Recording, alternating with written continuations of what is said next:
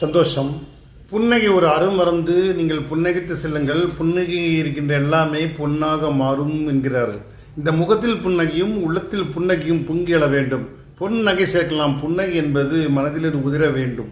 புன்னகையை விட புன்னகை தான் மதிப்பு அதிகம் என்பார்கள்.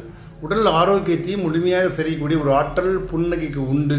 வாய் விட்டு சிரித்தால் நோய் விட்டு போகும் என்று பல முறை கேட்டிருக்கின்றோம். ஆனால் வாயால் தான் சொல்கின்றோம். உள்ளார்ந்து உணர்ந்தால் நிறைய செயல்கள் மாறும் என்கிறது ஒரு தத்துவ ரீதியான உண்மை. இதை பற்றி ஆராய்ச்சி கூறுகள் 100% உண்மையை பகிர்ந்திருக்கின்றன. ஏனென்றால் ஒரு கேன்சர் என்றக்கூடிய கொடிய நோய் கூட இந்த கைத்தட்டல், இந்த சிரிப்பினால் சரியாகும் என்கிறார்கள்.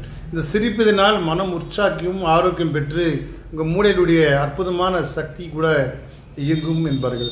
சிரிப்பதில் ஏன் தயக்கம்? ஒரு 5 நிமிடம் 10 நிமிடம் காலையில் ஒதுக்குங்கள். உங்களால் என்ன ஒரு நகைச்சுவை காட்சி பார்த்தாலும் சரி, உங்களால் சிரிக்க முடிஞ்சாலும் சரி, அந்த சிரிப்போடு உங்களுடைய அந்த காலை பொழுதை தொடுங்கள். அதற்கு பிறகு ஒரு 5-10 நிமிடம் கண்களை மூடிக்கொண்டு விழிப்பு நிலை தூக்கத்தில் உங்களை ஆழ்த்தி செல்லுங்கள். இந்த உடல் ஒரு ராஜ்யம், நான் அடிக்கடி சொல்வதுதான் உண்டு.